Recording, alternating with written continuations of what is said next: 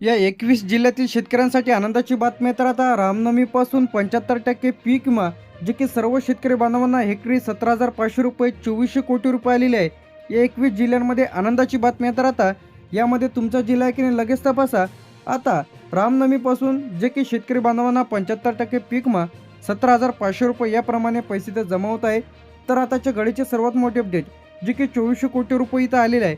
वाटप देखील सुरू 21 जिल्ह्यांमध्येच मिळणार आहे. आता ज्यांना कोणाला आले नसेल तर अशाने हा व्हिडिओ शेवटपर्यंत बघा. तर आता यामध्ये नाशिक, छत्रपती संभाजीनगर, अमरावती, पुणे, जळगाव, तर आता या 21 जिल्ह्यांमध्ये त्या 21 जिल्ह्यांची सुद्धा आपण यादी इथं पाहणार आहे. कोणकोणते 21 जिल्हे आहे. तर आता त्याआधी आपण थोडी माहिती घेऊया की कोणाला लाभ इथं मिळणार आहे. जे की 17,500 रुपये इथं आता 2400 कोटी रुपये या जिल्ह्यांकरिता इथं आलेले आहे.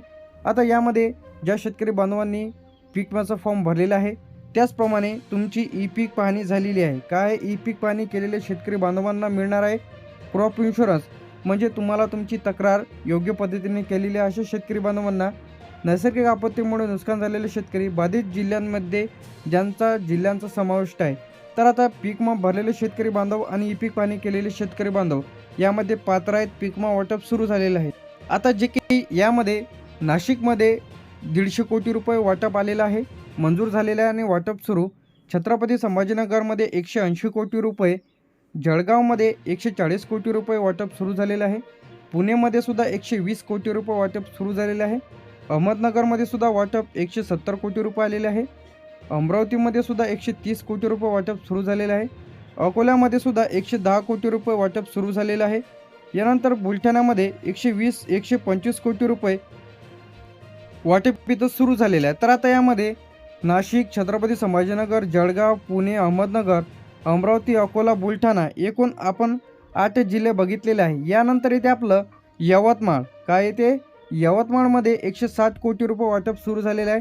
वाशिममध्ये 90 कोटी रुपये, परभणीमध्ये 115 कोटी रुपये, हिंगोलीमध्ये 85 कोटी रुपये, नांदेडमध्ये 140 कोटी रुपये, लातूरमध्ये 100 कोटी रुपये, बीडमध्ये 135 कोटी रुपये, धाराशिवमध्ये 95 कोटी रुपये, सोलापूरमध्ये 150 कोटी रुपये, सातारामध्ये 105 कोटी रुपये.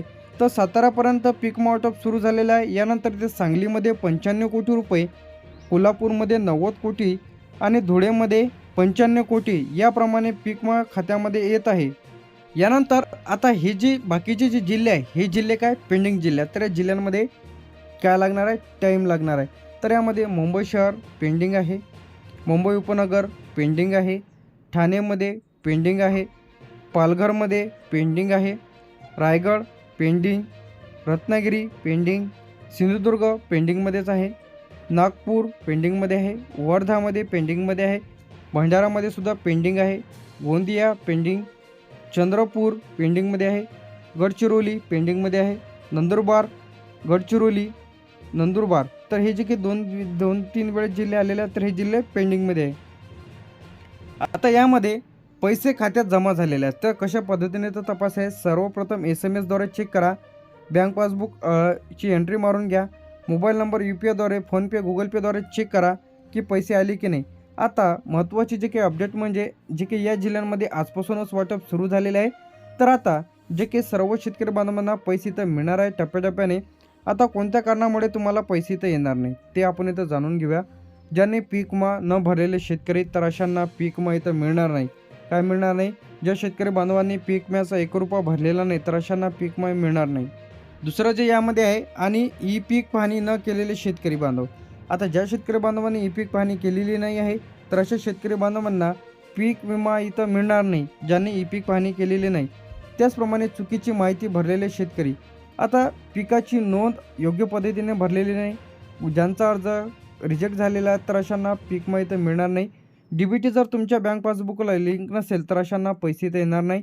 आता नुकसान झालेले आहे जे की शेतकरी बांधव आहेत ज्यांचे पंचनामे झालेले नाही तर अशांना पीक विमा इथं मिळणार नाही. तर त्यासाठी एक तुम्हाला हेल्पलाईन नंबर दिलेला आहे 1447 म्हणजे 14447.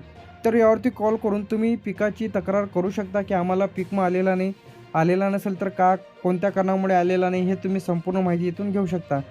तर आता ज्यांना कोणाला पीक विम्याचा लेखी अर्ज द्यायचा असेल तर तुम्ही पीक विमा कंपनी, पीक विमा जे की अधिकारी आहे तर तुमच्या तालुक्याच्या ठिकाणी राहते. कुठं राहते? तालुक्याच्या ठिकाणी. तर असा महिना लिहा. पीक विमा रक्कम न मिळाल्याबाबत शेतकऱ्याचे नाव, गावाचे नाव, सण लिहायचं तुमचं. त्याचप्रमाणे ई पीक पाहणी केलेली आहे, क्रॉप इन्शुरन्ससुद्धा केलेला आहे. अतिवृष्टी गारपीट झालेली आहे, यामुळे आमचं पीक बाधित झालेलं आहे. तर हा जो काही महिना आहे तुम्ही इथून लिहून घ्यायचा आहे. तरीही मला माझी अधिक भरपाई मिळालेली नाही. तर यामध्ये तुमचं नाव लिहा, मोबाईल नंबर, आधार क्रमांक, बँक खात्याचा क्रमांक व्यवस्थित टाका. पीक विमाचा पावतीवरचा अर्ज क्रमांक तुम्हाला इथं टाकायचा आहे. दिनांक टाका आणि सिग्नेचर करा आणि त्यासोबत तुम्हाला कागदपत्र जोडून द्यायचे आहे. यामध्ये तुमचं आधार कार्ड, बँक पासबुकची झेरॉक्स, आधार कार्ड, 7/12/8 हे तुम्हाला त्यासोबत आणि पीक विम्याची पावती इत्यादी डॉक्युमेंट्स तुम्हाला जोडून ते तुम्हाला पीक विमा कंपनी, पीक विमा प्रतिनिधीला इथं द्यायचं आहे, जे की तुमच्या तालुक्याच्या ठिकाणी राहते किंवा तुम्हाला सांगितल्याप्रमाणे 14447. तर यावरती कॉल करूनसुद्धा पीक विमा मिळाला नाही याबद्दल तक्रार करून घ्या. पीक विमा तुम्हाला लवकरच जमा होईल.